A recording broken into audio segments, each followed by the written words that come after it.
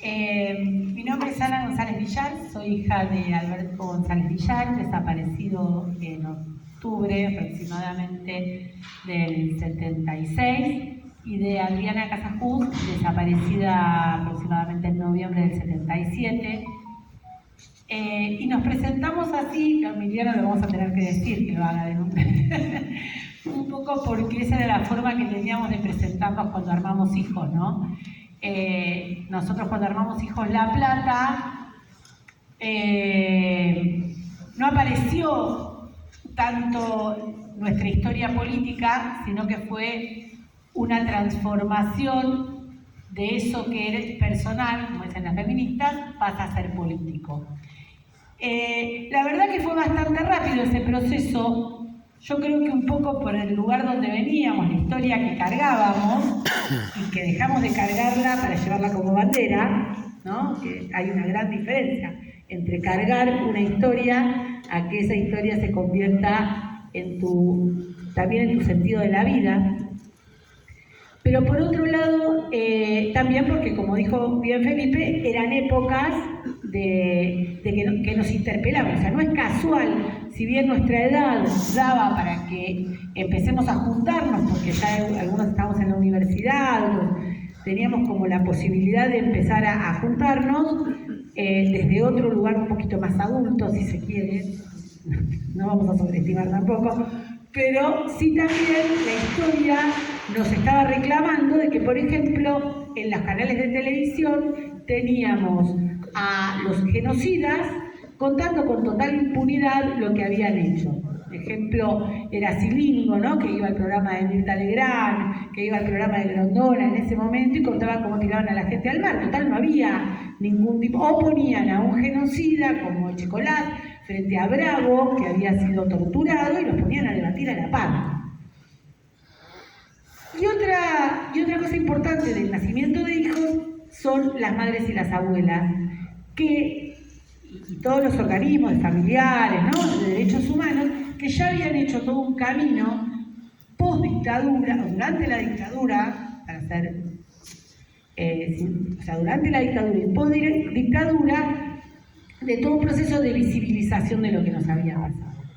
En este sentido, hijos, por la generación que representábamos, hicimos un paso diferente, creo yo, esa es mi lectura, después podemos debatirlo, que tenía que ver que, aparte de que muchos y muchas en nuestra historia no teníamos tampoco, algunos sí, otros no, familiares que habían militado. Ni todos los que somos hijos fuimos una grupalidad, como no todas las madres que tuvieron sus hijos desaparecidos fueron las madres de Plaza de Mayo. Eso también es importante. O sea, lo colectivo hace también a nombrar una identidad. Y en ese sentido, nosotros, ese paso al que me refiero, es que nosotros cuando empezamos a contarnos nuestras historias, eran rondas muy grandes y jornadas muy largas. Yo ya no me permito hablar como en las viejas épocas en donde las reuniones duraban 7, 8 horas. Ahora tenés 2 horas y te estás apurando que te tenés que ir. Bueno, no pasaba eso. Y nos contábamos nuestras historias, y en esas historias que nos íbamos contando íbamos recuperando partecitas de la nuestra. Eso es para mí un pilar fundamental de esta grupalidad. Porque quienes están en este libro, que son más de 55, 56, porque aparte cada edición le vamos agregando textos, no todos fueron parte de la organización, ¿no? Son todos hijos e hijas desaparecidos de la ciudad de La Plata. Sin embargo, no todos estuvieron en la agrupación. Pero que haya existido la agrupación le significó una identidad.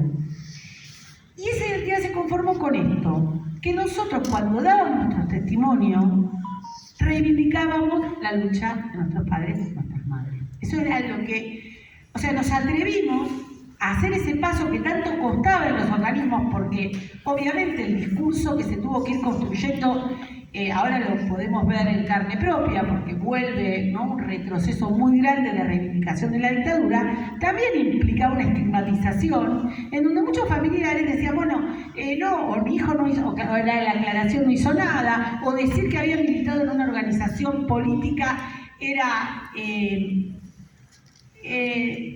doloroso aceptarlo, ¿no? Hablar de la lucha armada, hablar de que había sido sindicalista o que había sido estudiante y militaba en una organización y había que decir, bueno, no, luchaban por el boleto, por ejemplo, y no contar que a la par de que sí, la reivindicación fue por el boleto, también tenían una construcción barrial, etc. Bueno, yo creo que Hijos, principalmente Hijos La Plata, porque había una discusión a nivel nacional, porque se armó en diferentes lugares.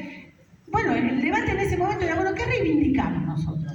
Reivindicamos la lucha, algunos decían, no, reivindicamos el espíritu de lucha. El espíritu no existe, decíamos, no, nos matábamos en debates tremendos, pero yo creo que sí podemos decir que todos y todas teníamos, claro, eso ya es más complicado, lo de los puntitos, claro.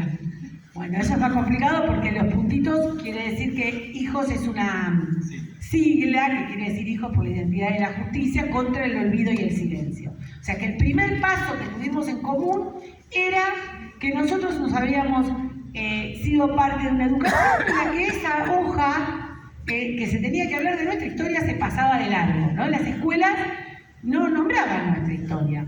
Y como muchos de nosotros, ¿no?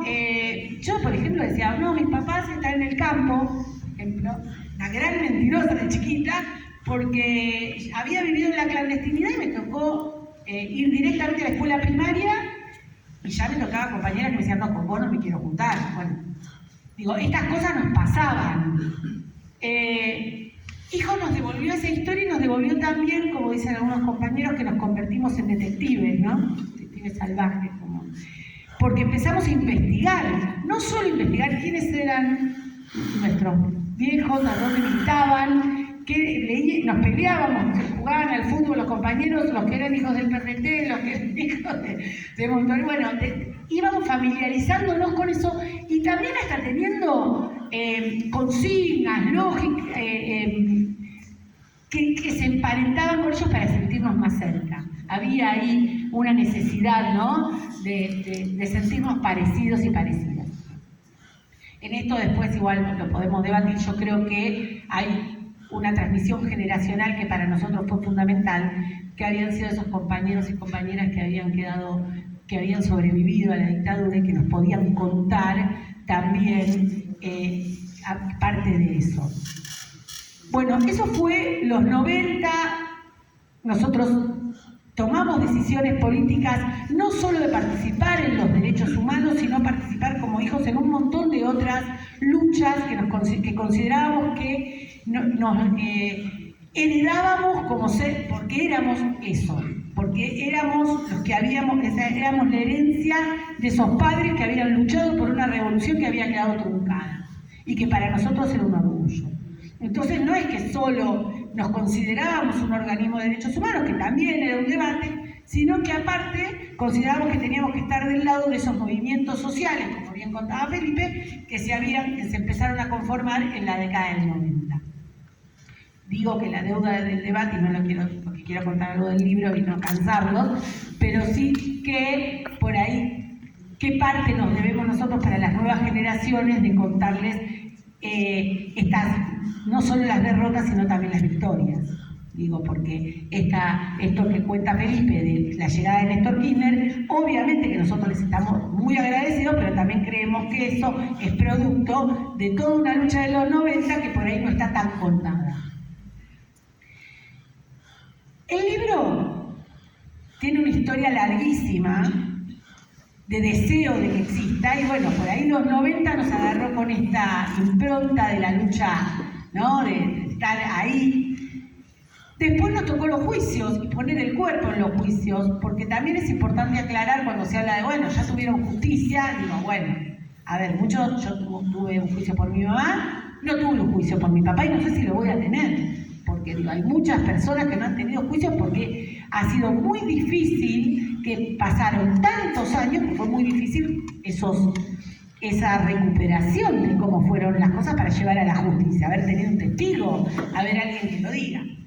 Así que tuvimos una larga etapa de los juicios, en donde, aunque no nos tocara personalmente el juicio, el testimonio de un compañero o una compañera también era nuestro testimonio. Hasta en eso creo que conformamos un colectivo interesante de identificación, ¿no? Y que cada vez que algún compañero o compañera que había sido parte de la organización declaraba, siempre al final decía que que esa declaración también era para nosotros, ¿no? Para los hijos, para los hermanos, que tampoco habían podido llegar a esa instancia. Y entonces empezó un proyecto de poder recuperar esas historias como pudieran contarlas. En este libro hay personas que son escritores y que escriben, no son la mayoría, y muchos que no. Y eso era lo interesante, era poder pedirle a esos compañeros o compañeras que, bueno, que como quisieran eligieran qué parte querían contar. Fue difícil. El grupo editorial éramos 6, 7 que íbamos pidiendo, ¿no? Bueno, escriban, o por ahí alguno que publicaba alguno en la red, entonces decíamos, bueno, esto que publicaste lo podés mejorar, después probamos con un taller. Y no es solo testimonio, acá hay poesías, hay cuentos cortos, hay un relato de una compañera que escribió a los 9 años, otra compañera compañeros que, por ejemplo, lo hacen más testimonial, pero todos eligen una parte y todas esas partes arman como un gran rompecabezas, que es un poco como conformamos nuestra historia.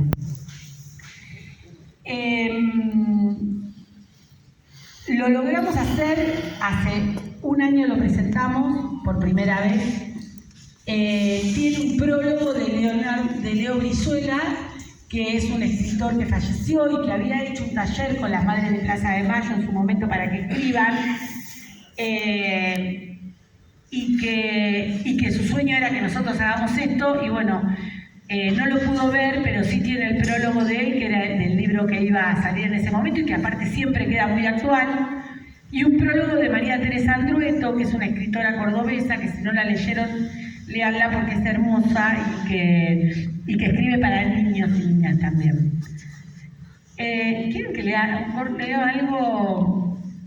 algo que les había traído? Porque el libro es de la editorial Malicia, es autogestivo, nosotros pusimos la plata nosotros, después la recuperamos con la preventa, y el compañero Agustín, que una vez presentó el libro en la Feria del Libro con nosotros, tuvo una maravillosa idea y que un poco tiene que ver con lo que les estoy contando. Porque el libro, cada uno de sus relatos, si uno sacara párrafos aislados, se da cuenta que dialogan entre sí. Es increíble porque eso no fue adrede. Lo que pasa es que lo que dialogan entre sí son nuestras historias, ¿no? Entonces, fíjense lo que hizo. Nosotros tenemos una pregunta que está en el libro al principio, que es de Gabo Ferro, ¿no? Gabo Ferro, un compositor, cantante que falleció lamentablemente durante la pandemia, no por la pandemia, pero... Y la pregunta de Gabo Ferro es, ¿por qué no llorás un poco, vos que vas bailando tanto? A partir de esa pregunta, Julián dijo, voy a sacar todas las preguntas que traen los textos. Sacó de cada texto que tenía preguntas, la sacó. Y quedó este texto propio, y que son las preguntas que nosotros nos hemos hecho durante todo este recorrido que les voy contando, porque en definitiva, si bien es un libro escrito por adultos, van a ver que hay voces de niñeces que todavía quedaron y que se escuchan, ¿no? Que se escuchan la voz de la niñez, que todavía la tenemos ahí un poco herida, si se quiere. ¿Puedo defenderla? ¿De quién era? Y entonces, ¿era mi mamá la que estaba tomando mate en la cocina? ¿Dónde estaban las pantuflas? ¿Cómo podía ser que no me hubieran despertado? ¿A quién podría importarle una penitencia? ¿Llegaron a la cancha ese día? ¿Qué detalles serán los que imaginé esta vez? ¿Cuándo hicieron el pacto? ¿Ese mismo día o cuándo? ¿Se habrán reído al pensarlo? ¿Lo habrían pensado de verdad alguna vez, morir juntos? ¿Se habrían podido mirar, tocar o susurrar algo al saberlo? ¿Qué habrá intentado papá como última jugada? ¿Cómo se habrá puesto el cuerpo a mamá? ¿Qué buscará la abuela María? ¿Me ayudan a buscar? ¿Quién va? ¿Cuántos años tenés, María Luisa? ¿Cómo sería eso? ¿De qué modo no empatizar? ¿Se entiende? ¿Estaba claro? ¿No era un poco de más para la época? ¿Las uñas azuladas? ¿Qué pasaría si lo salvo? ¿Cómo sería mi vida entonces? ¿Una familia común que se va de vacaciones? ¿Almorzaríamos todos juntos los domingos? ¿Unos tíos? ¿Dónde es que son las vacaciones? ¿Qué decir? ¿Qué no? ¿Por qué? ¿Dónde? ¿Por qué? ¿Cómo era mi papá?